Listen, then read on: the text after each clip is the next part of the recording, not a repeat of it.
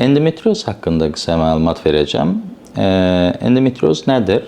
Normalda uşaqlıq daxilinin bir endometrium deyə bir qatı var.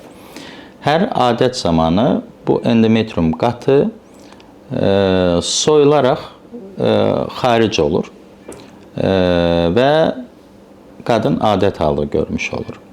Endometrioz isə müxtəlif səbəblərdən, yəni teoriyalar müxtəlifdir.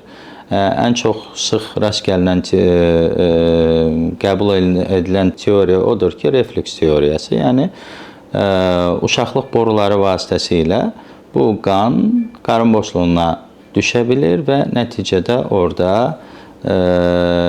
problemlər yarada bilir. Yəni, uşaqlıq daxilində normal şəkildə olan bir toxumanın, bir hüceyrələrin uşaqlıqdan kənar bir yerdə inkişafıdır endometrioz. Bu yumurtalıqlar ola bilər, bu uşaqlıq boruları ola bilər, bu bağırsaq üzərində ola bilər, eyni zamanda sidik hissəsi üzərində ola bilər. Yəni, bütün qarın boşluğu, peritonu, hətta diafraqma üzərində belə inkişaf edə bilər və bu toxumalar özünü uşaqlıq daxili toxuma kimi aparır. Necə? Adət zamanında burada da soyulma prosesləri gedir və eyni zamanda qan toplantısı olur və olduğu yerdə çapıq toxuması yarada bilir. Çapıq toxuması yaratdığı üçün iltihab yaranır, iltihab sitokinləri ora qoşulur, ağrı verir, simptomlar haqqında deyəcəm və problemlər yaratmış olur. Kimlər adətən 24-40 yaşında qadınlarda daha sıx rast gəlinə bilir. Şikayətlər nədən ibarət olur? Ağrı şikayəti olur, ciddi ağrı şikayəti. Bu, həm adət zamanı ağrı şikayəti olur.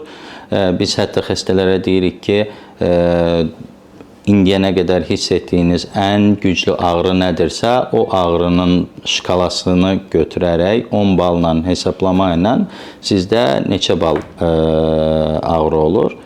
Sonra cinsel həyatı olan xanımlarda disparoniya dediyimiz cinsel əlaqə zamanı olan ağrı, bunu da bal şkalası ilə dəyərləndiririk.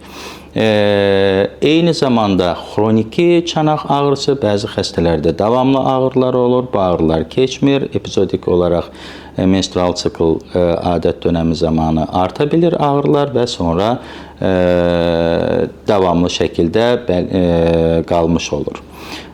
Sonra eyni zamanda sonsuzluq problemi yarada bilir.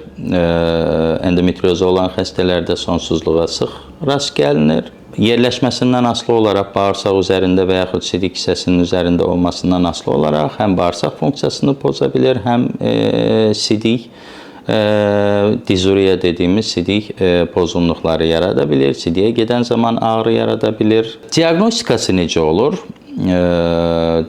Daha çox ultrasəs müayinəsi zamanı aşkar oluna bilir. Ekspert ultrasəsçi tərəfindən təkcə yumurtalıqlarda olan endometrioid kistlər yox, eyni zamanda uşaqlığın arxasında, retroservikal bölgədə, uşaqlıq boynu arxasında sakrouterin bağlar deyirik, onlar üzərində endometrioz yarana bilir. Onlar ultrasəsdən görülə bilir və bugünün ultrasəs cihazlarının köməyi ilə eyni zamanda bu işlə məşğul olan ekspert, endometrioz ultrasəsi ilə məşğul olan ekspertlər tərəfindən diaqnostikası oluna bilir. Eyni zamanda maqnit rezonans tomografiyası ilə də biz həm sidik hissəsi endometriozu, həm bağırsaq endometriozu, həm yumurtalıqlar üzərində və digər lokalizasiyalı endometriozlərdə görə bilirik. Müalicəyə gəldiyimizdə endometrioz hər bir xəstədə individual yanaşılır. Yəni, hər gördüyümüz xəstəni endometriozun var deyə əməliyyat etməyə gərək yoxdur. Bu, xəstənin ağrı şikayətindən, hamiləlik istəyindən, yaşından və gördüyümüz digər faktorlardan asılı olaraq dəyişə bilir. Elə hallarda olur ki, medikal müalicə verə bilirik. Bu, həm hormonal terapiya ola bilər, ağrı kesicilər ola bilər.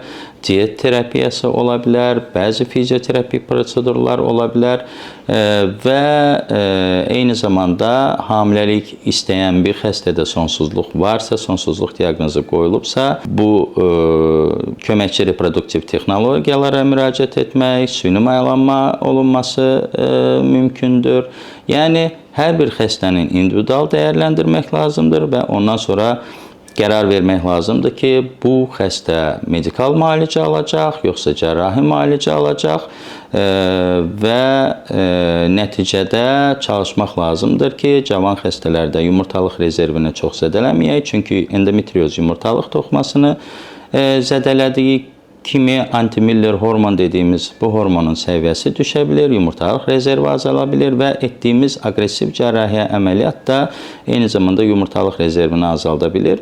Ona görə çalışıb, yəni düzgün xəstədə düzgün medikal və yaxud cərrahi müalicəni seçmək lazımdır. Bu nə üçün önəmlidir? Ümumiyyətlə, endometriozun həm diaqnostikası, həm müalicəsi nə üçün önəmlidir? Çünki bu, qadının həyatını, həyat keyfiyyətinə ciddi şəkildə negativ təsir göstərir və eyni zamanda reproduktiv funksiyasını pozur. Ona görə